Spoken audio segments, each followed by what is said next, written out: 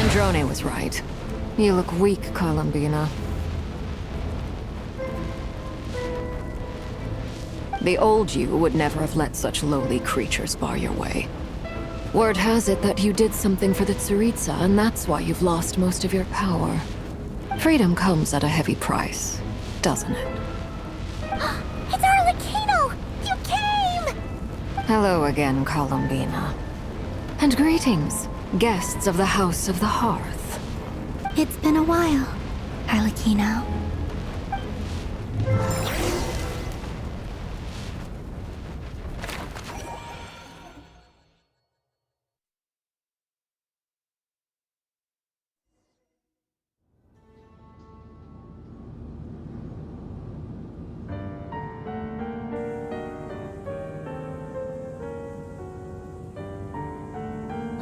Stupid right here of stupid Solnari. Whatever! I've got all the data I need. Next time we meet, you're finished.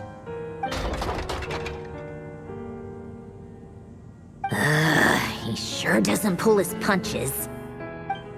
Excuse me, do you need a hand? You can do me a favor by staying out of my way. Can't you see I'm busy? Wait a minute. I recognize that voice. Hello, Miss Sandrone. Father sent us over to help. How considerate of her. Hey, Fremine, get over here and help me fix this. Lenny, you do your thing. Just keep your sister away from my machines. Nearly every machine that Catgirl touches ends up going haywire. Go put her on cleaning duty or something.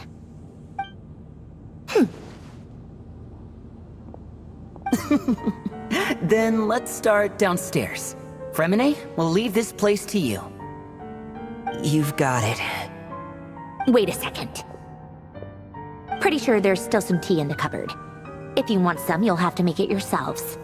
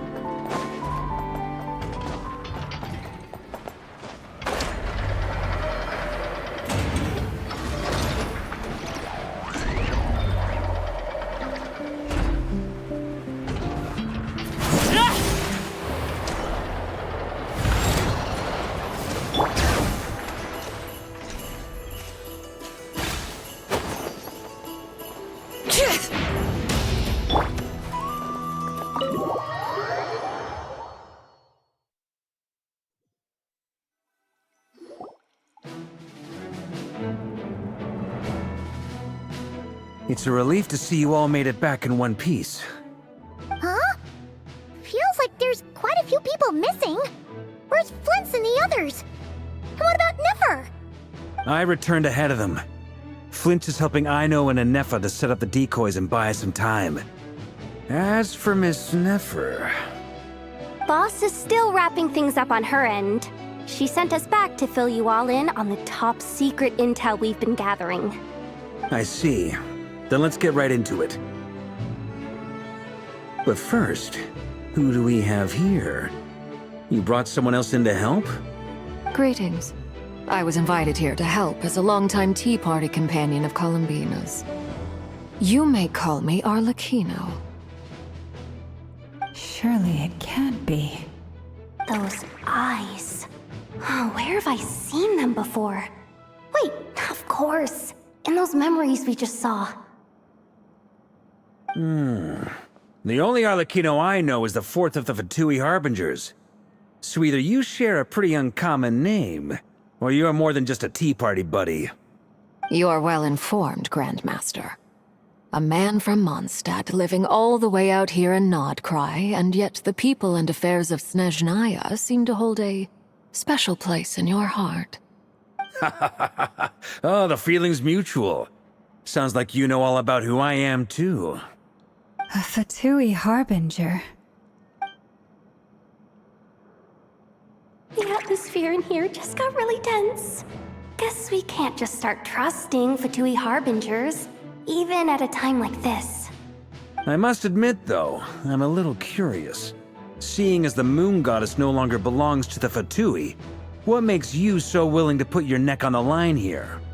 Nor does Nodcry belong to Mondstadt, Mr. Varka. Yet still, you're fighting for it all the same. Things don't always have to have a tangible payoff. Sometimes, stopping things from spiraling out of control is a higher priority than chasing the spoils of victory. Of course, I can't say there's nothing in it for me at all. But that's between Columbina and myself. Forgive me. I don't mean to doubt you. It's just that the Fatui really have been the source of many of our troubles. We have our own way of doing things here in Nodcry. But ever since they arrived, the Fatui have treated us with nothing but hostility. I know there's been a lot of bad blood between us in the past. I've done my utmost to avoid friction whenever I could. But sometimes fundamental conflicts of interest simply can't be settled amicably. That's why I'm here solely in a personal capacity. This has nothing to do with the Fatui. As a gesture of good faith, I'll be frank. I can help Columbina track down the iridescent moon's marrow, which will help her restore more of her power. Anyway, what else is on the agenda? Let's begin. She says she'll be frank, then completely skips over the details. Looks like she doesn't want to give away too many secrets after all. But she clearly wants to change the subject. It'd be awkward if I tried to bring it up again now. I guess we'll just have to go along with it. She's the fourth of the Fatui Harbingers after all. One look and you can tell she's not someone you'd want to mess with.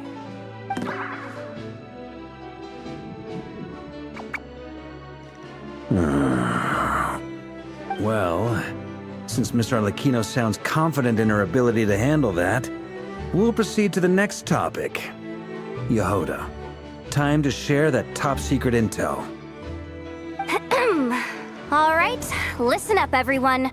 First, we now know that Rerir was originally a Conrian secret agent whose primary mission was to hunt down and assassinate the so-called Dregs of the Crimson Moon. The Dregs of the Crimson Moon? Mm-hmm. In the memories, there was a lot of talk about the Crimson Moon and Eclipse, and a whole bunch of other stuff from the time of Conria. To my knowledge, those were the names of two different Conrian dynasties.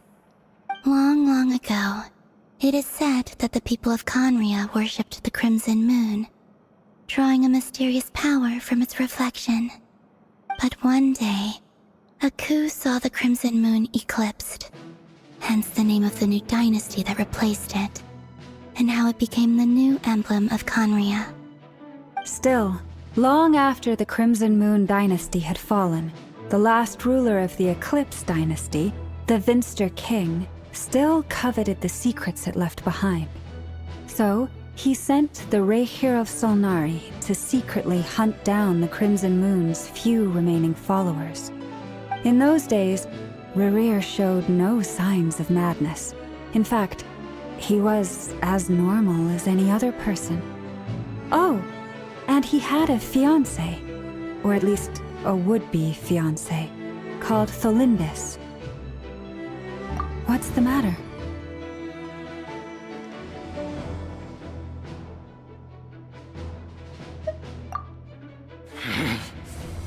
Verfnir, Freundaughter, Flinders.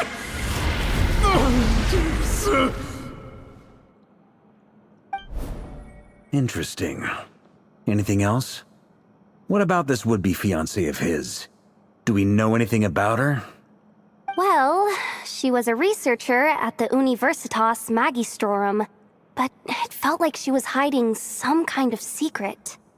Oh, and one more thing. For some reason, Rerir's fragment also contains some of Tholindis' memories, though only a very small portion. Well, no shortage of potential leads, I'll give you that. In any case, it sounds like we can conclude that while Thelindis was still around, Rerir appeared to be lucid and quite normal. Thelindis, it seems, must have been the one thing in this world that he couldn't let go of. Tell me though, were these pure-blood Conorians we're talking about here? Why do you need to know that? Hold on. If she was a pure-blood Conrian... Oh yeah, just like how it was with the captain. If we could somehow find her, do you think there's any chance Rerir might regain some of his sanity? It's possible, but it would take a miracle. We can't pin all our hopes on that. That merchant who never knows, Dori Sangama Bay. Maybe we could hire her to look into it. All right then. Let's keep working in our separate teams. Traveler, Paimon, Kutar, and Miss Arlecchino will go look for the iridescent moon's marrow. As for the others... On the way over here, I noticed that the wild hunt monsters had grown even more frenzied in their search for Kutar. At this rate, the people living here will be in grave danger too. So I'm thinking of gathering together some of our followers to go wipe them out. I'll head back to the curatorium and meet up with the boss. Feels good knowing we've all got something to be getting on with. Given that the Wild Hunt has been a lot more active lately, the Lightkeepers have likely begun their own operations too. If that is the case, someone will need to pass the news on to Flint's. I'll hold the fort for now, then discuss our next move with Flint's, Aino, and Anefa when they get back. All right then. Well, the clock's ticking. If that's everything, we'll be on our way. We'd better get moving too. We'll try to buy you as much time as we can. Relax. Just do your thing. Now, I decided to call in some backup since things are getting so hairy. Our reinforcements should be here any minute now. Stay safe, everyone. Dismissed.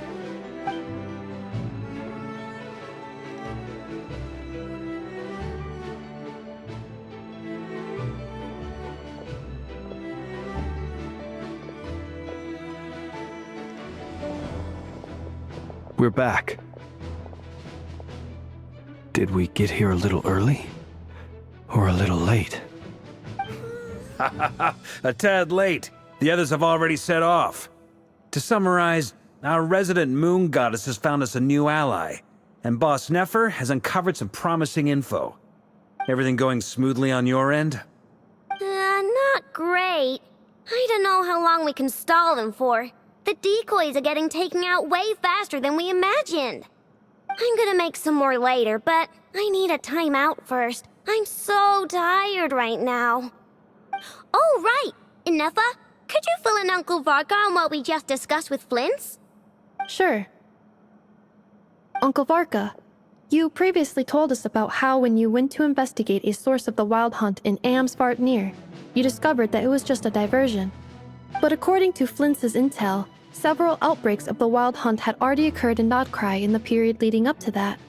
That was before Rerir had regained his body, when he was far from regaining his full strength. In other words, in theory at least, he still lacked the means to act in two places at once. Flint's, with everything that's been happening, the Lightkeepers across Nodcry are rallying to fight back against the Wild Hunt. I know, I'm sure you're capable of coming up with something far more effective than decoys. But for now, you should stay here and get some rest. Anefa and I will head back over to Amsvartnir to see if there's anything I missed. I told you Uncle Varka would say that, didn't I? A deal is a deal. Not a word about my snack intake for the next week. Database updated. Reliability of Aino's predictions increased. What does that mean? They were betting on how you'd respond after hearing their intel. It's the obvious choice, isn't it? That's hardly worth betting on.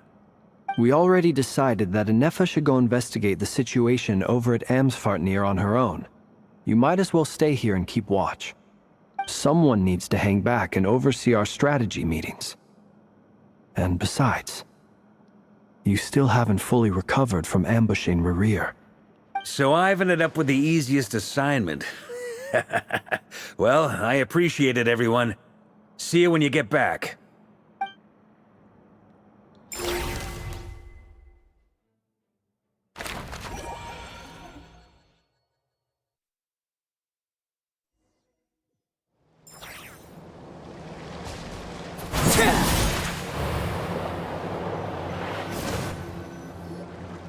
Here, this will serve as a good spot to cross over. Arlecchino, hold up a second.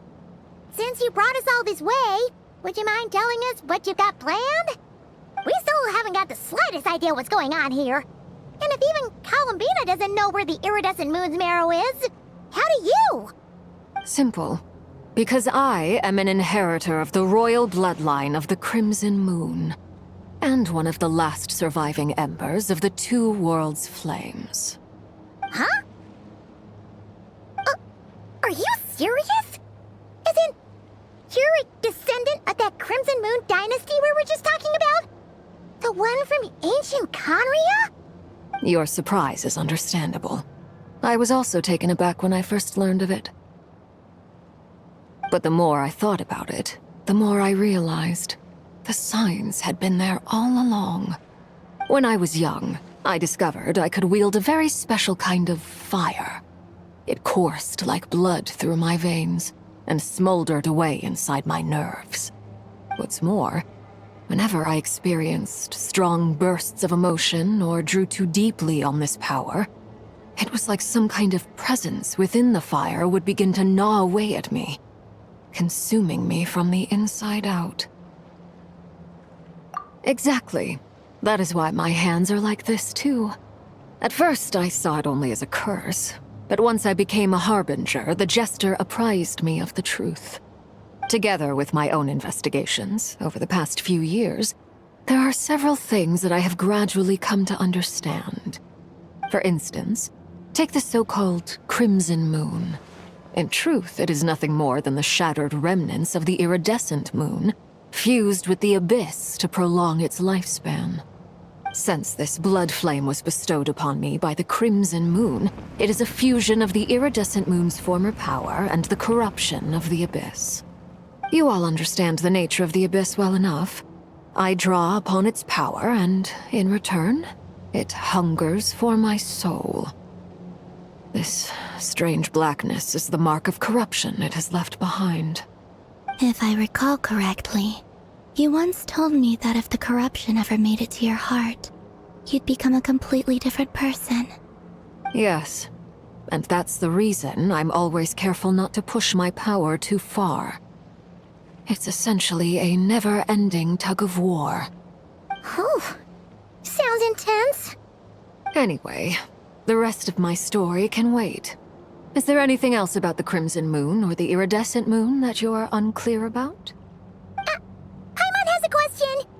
So, the Crimson Moon that the Carians used to worship was actually the iridescent moon, right? Which was one of the three moon sisters. Does that mean that the Carians were to the Crimson Moon as the Frost Moon Scions are to the Frost Moon? So much of that history has been lost. We have no way of knowing exactly what they were like. But I would suspect that the Conrians weren't as devout in their moon worship as it might appear.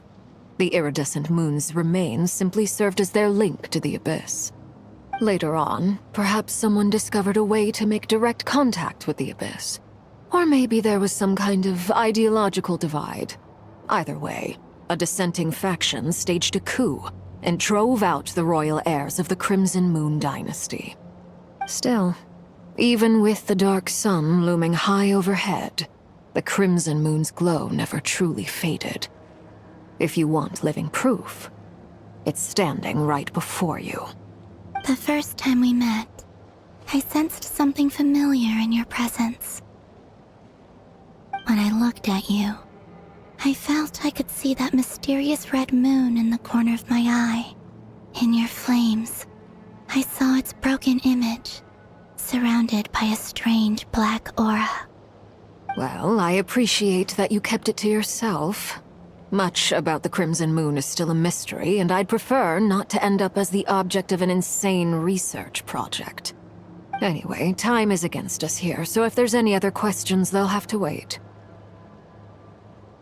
I just want to make sure I've got one thing straight.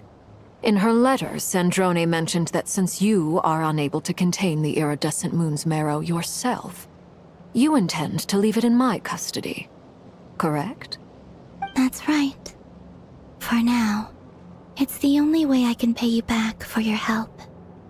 The iridescent moon is already part of who you are, so with its marrow in your possession, you'll be even more powerful than before. Deal. Then let's get started. Get what started? What does this place have to do with the Crimson Moon? When I first became a harbinger, the Jester gave me a book called Harry, also known as Leobranto Inamorato. You should be able to buy a copy next time you're in Fontaine. It's a love story set in the Crimson Moon era, but setting aside the tangled romances of its characters, it also records a few interesting details. In the Crimson Moon era, or so the story goes, there was an orphanage that received children from beyond the bounds of this world, and subjected them to a peculiar induction ceremony. Beyond the bounds of this world? For real? And what kind of induction ceremony? The Crimson Moon sages looked beyond this world for beings with powers that surpassed the gods. But fearing they might lose control, they subjected these children to a process of refinement. They made these children crawl up a fireplace and kept asking them, "Have you died? Did you see it?" Until they finally admitted to having died and seen a crimson moon. The adults embraced the children who passed the ritual, telling them, "Within the fireplace, you have traversed the flames between two worlds. Here and now, you are born anew." The book leaves much unsaid, but I suspect that this was their way of branding the children they had enrolled, leaving an indelible mark upon them so that they would forever live in the Crimson Moon's light. That explains why I can't sense the Crimson Moon's marrow in this world. It makes sense that it would be sealed in a special space that can only be accessed temporarily through some kind of ritual. But there's no fireplace here. Do you see a chimney anywhere? Oh, are we supposed to build it ourselves? Okay, fine. Paimon will go find some bricks. That won't be necessary. The fireplace is purely symbolic. The key to the ritual is crossing the flames between two worlds. In other words, the flames that burn within me. Those burned away by such flames leave behind a kind of ghostly afterimage in the world. In the days of Conria, people believed they could be used to bridge the gap between the two worlds of life and death. In short, I can open a passage to that space for you. That's the easy part. The catch is I'll need to stay on this side to keep the passage open, so I won't be able to come with you. Once you're inside, you'll have to find your own way. Very well. Then I'll open it up. Traveler, spare me a little more moonlight if you would. I may need it.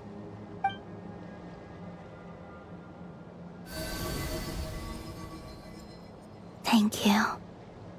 I feel like I've recovered some of my strength now. It should be enough to move us across short distances and confront whatever dangers might await.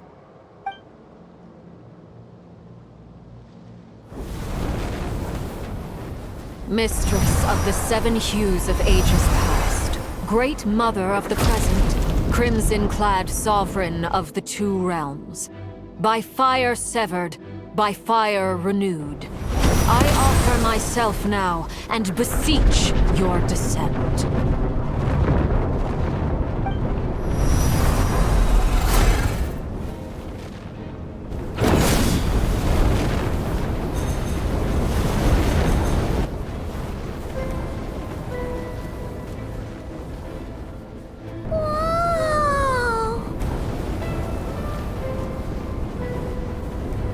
One word of advice. As you're crossing over, no matter what voices you hear, do not answer. Got it. I sense a sinister gloom inside, but also the familiar light of the moon. I feel that I am about to meet an old friend who has changed beyond all recognition. All right, let's go.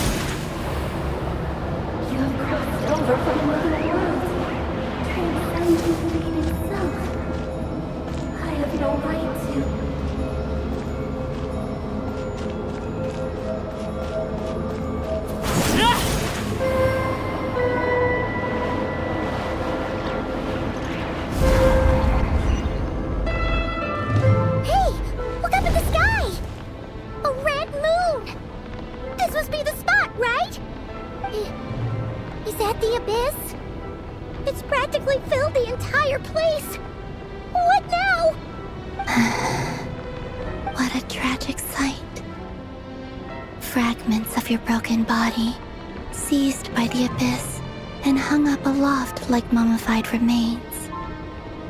Iridescent moon, was this truly what you wished for? Careful! There's something spooky about this place. Feels like something is lurking in the fog. Haimon's right behind you. Whatever you do, don't run off without her.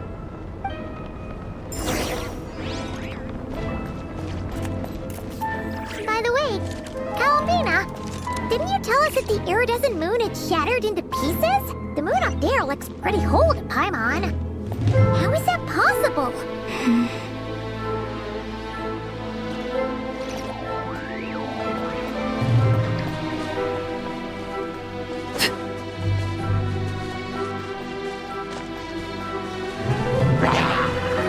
Transfixed!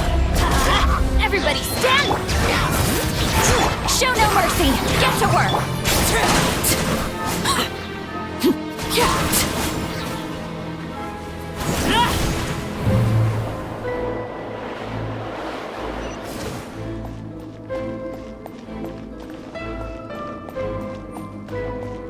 Just like I thought. It was only a facade.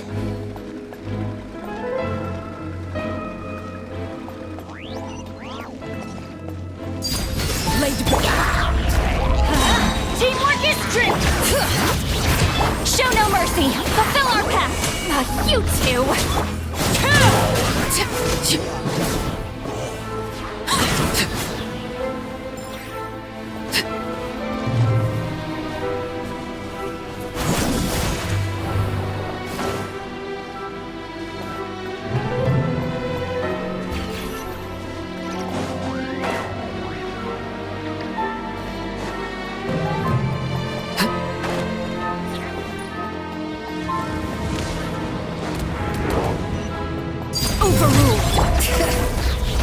Everybody stand! Get to work!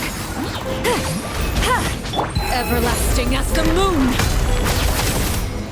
Transfixed! Bring it! Suffer the wrath of Eastleigh! Fulfill...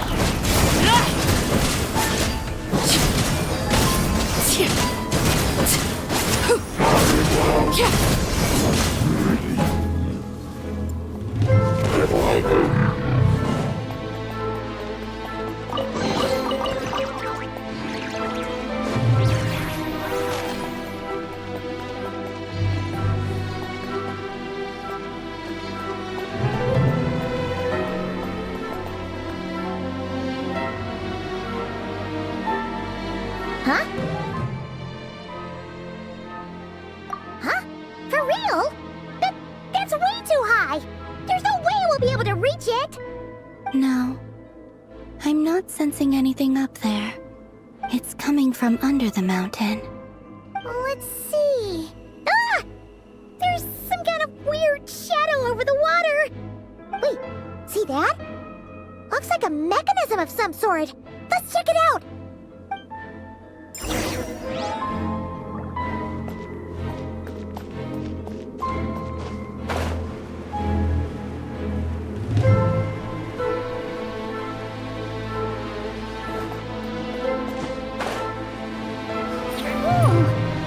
Looks like a device from the time of Kalia. Maybe people once came here to study the Crimson Moon's domain, and they left this behind. Oh, if we can activate it, we might find some clues.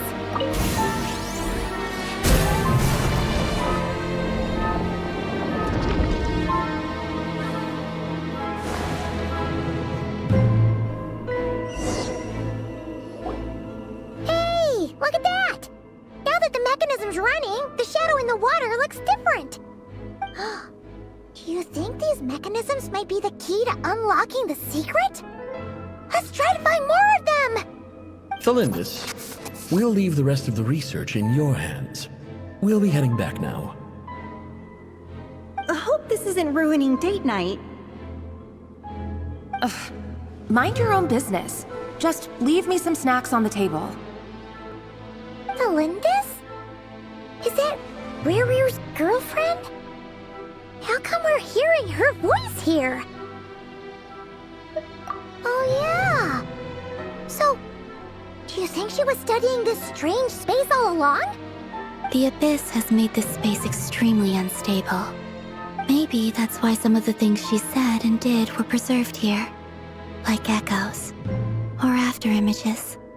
Whenever I see this view, it takes me back to a poem from my childhood. Waning moon, oh lifeless damsel, weeping on the mountain crest, mourning still in wistful tone, her fragile soul now laid to rest. For me, of all people, to be here investigating the mysteries of the Crimson Moon space, is it a coincidence or something more?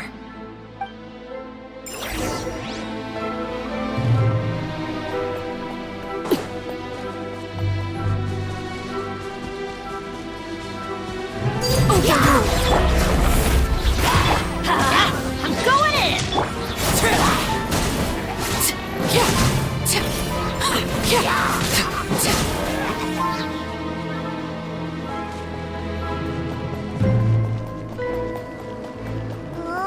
Looks like the Abyss has messed up this mechanism. We need to find a way to get it working again. Let's see if there are any other devices nearby.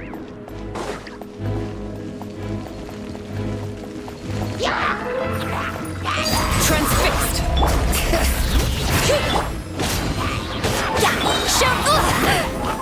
Everybody stand back!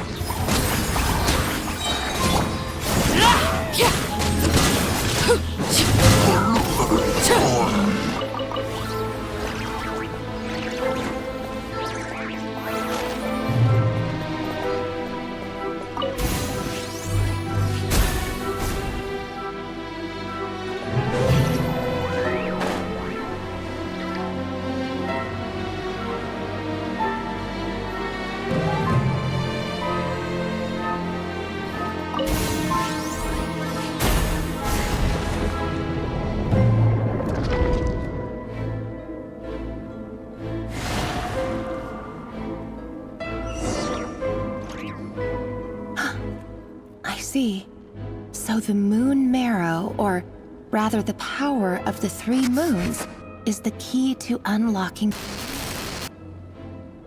If it really does exist, then maybe this madness can finally be put to an end.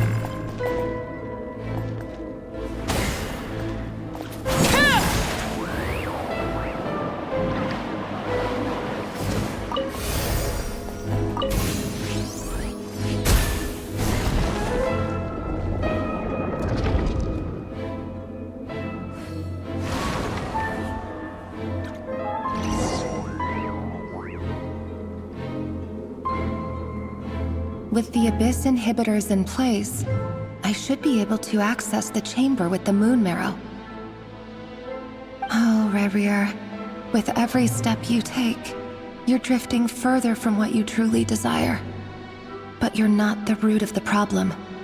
Ever since that outsider set foot in Conria, the Vinster King has sunken deeper into madness.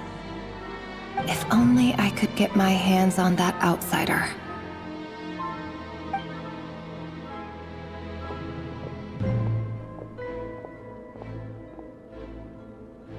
Hey look!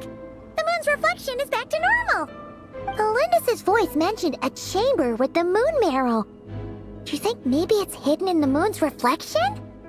It must be. For within it, I sense the fragile aura of a dying soul. Then there's no time to lose! Let's go!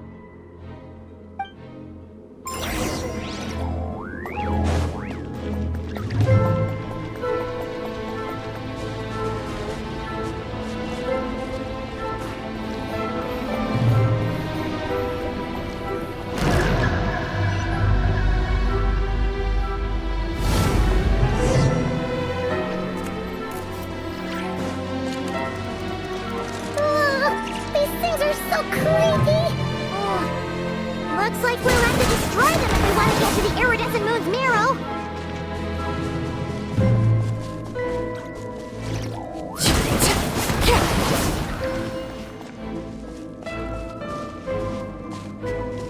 That must be the iridescent moon's marrow. Oh, but we'll need to destroy these things before we can reach it.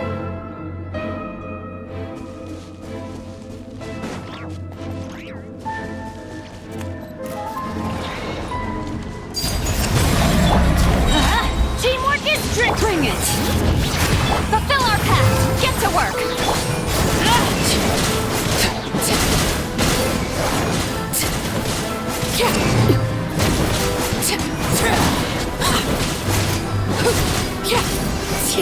Witness my rise!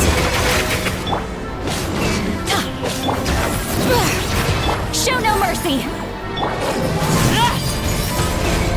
Let's light it up! I'm going in!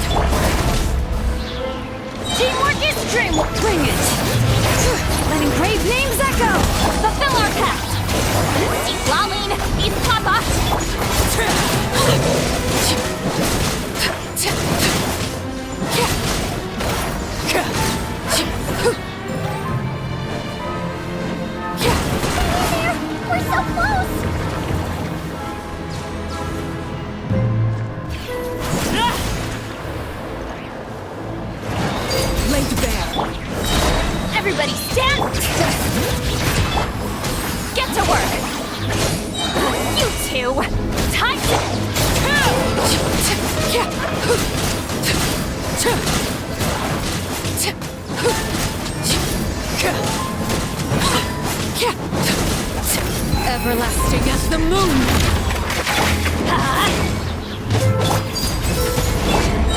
I'm going in! Let the mountain's veins boil! Show no mercy!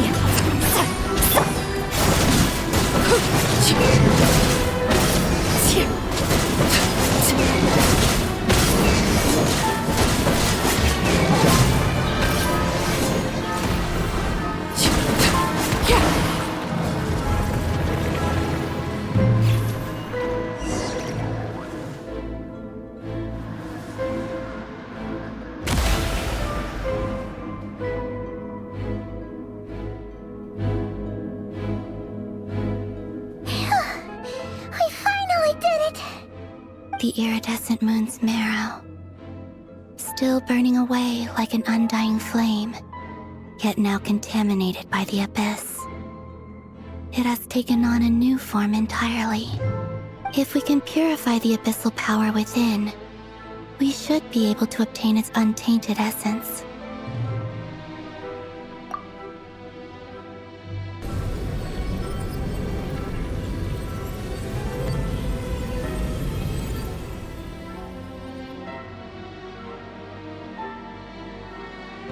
It's so cold.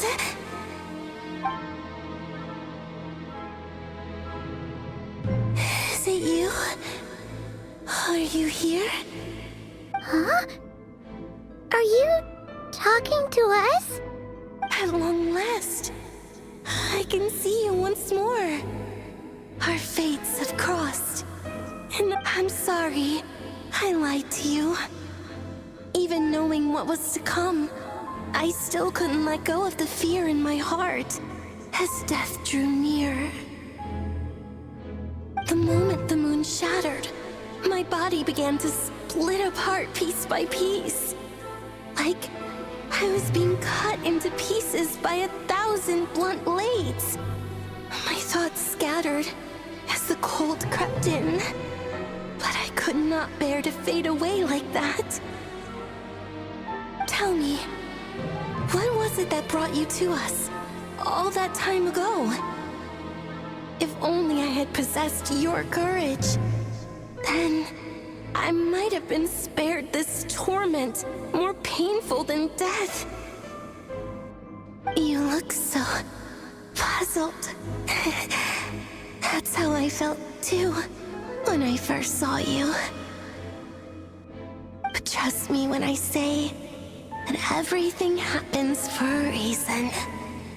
Farewell, Hypo.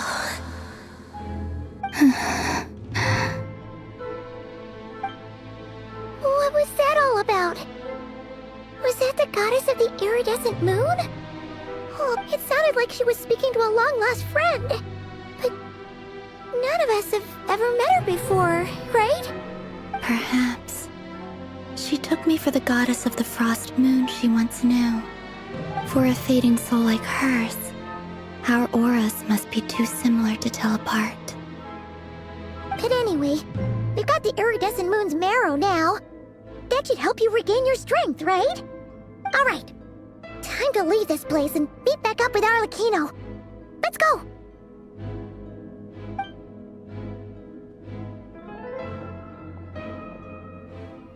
That's odd. This place looks different than when we came in. Waning moon, oh lifeless damsel. Oh.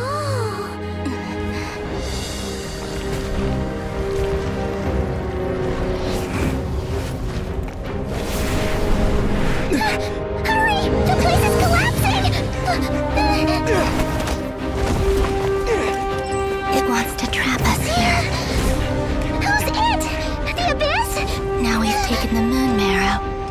All that's left here is a dark will. It will show us no mercy. Give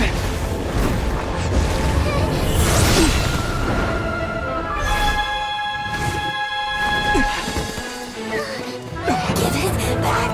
The crimson moons! My marrow! My heart!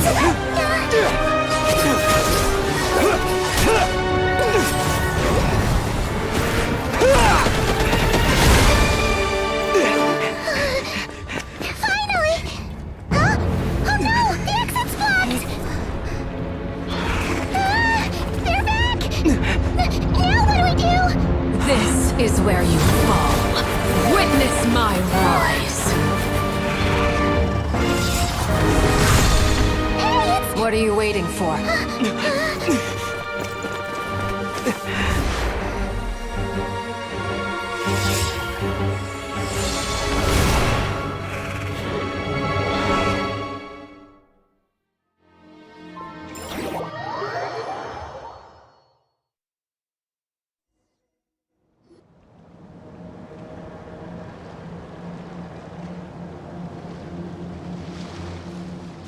Oh, we made it! Was that you, Arlecchino? Did you save us?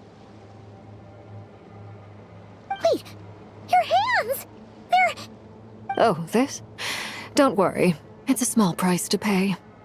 The Abyss wanted to trap you inside, and I defied its will by bringing you out. No wonder it's a little angry. No. I have paid the price, albeit a small one, and it cannot be undone. My hands have already fused with the Abyss. Purification would simply destroy whatever's left of them. But surely... Oh... We're so sorry, Arlecchino. Paimon can't believe you'd make a sacrifice like this for us. As much as I'd like to call it a favor, the truth is I was simply holding up my end of the deal. Well, Columbina. Yes, you did your part. And as promised, I will leave the iridescent moon's marrow in your care. From this day forth, may the two worlds' flames burn ever more brightly.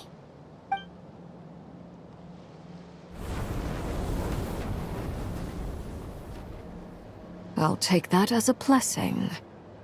Now, Columbina, give me your hand. Accept this moonlight I offer in return.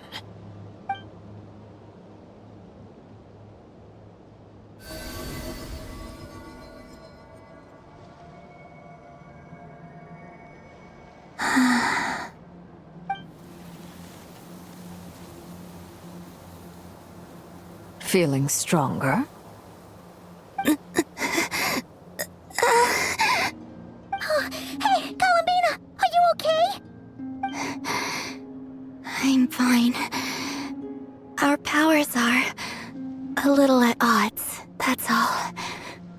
By the Frost Moon's authority alone, wielding the power of the other moons was always going to be a stretch. Still, I think it's fair to say that your strength has returned. At least to the level it was at as Third Harbinger. It's still not enough. There's no way I can hope to challenge Rarier like this. Just one more ray of moonlight, if you would. It's okay. I can take it.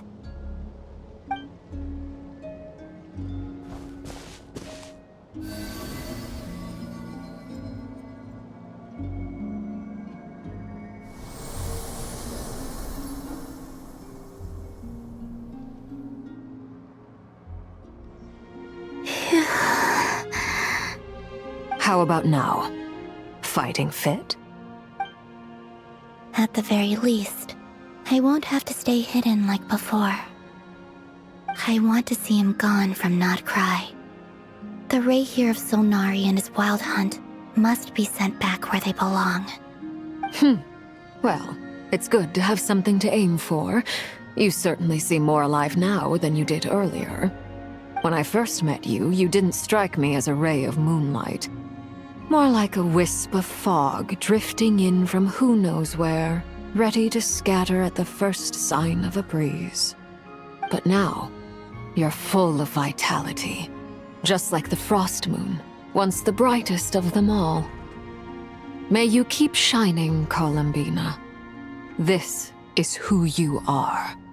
Thank you. Look after yourself too, Arlecchino.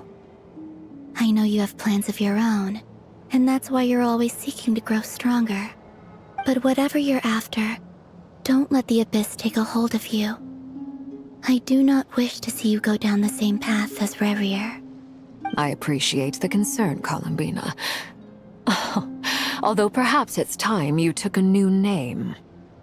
A new name? Kutar, the Moon Maiden, Columbina. They're nothing more than code names. They describe who she is and the roles she's played, but they're not her real name. We often use code names in the House of the Hearth, too. But it's knowing your real name that keeps you grounded. Up till now, you've been living a wandering life, so you've probably never really cared. All I'll say is this. Once you've defeated Rarier, give it some thought. All right, that's it from me. I'll get you back safely first, then go meet up with Sandrone. You're the best! I appreciate the gesture. It speaks to your good character. Anyway, let's get going. There are more urgent things to do right now than trade compliments.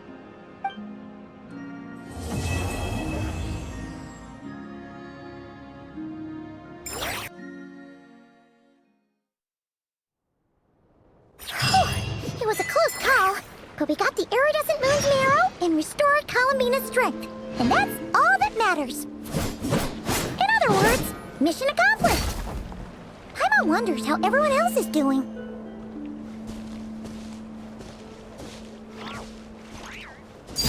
Transfixed!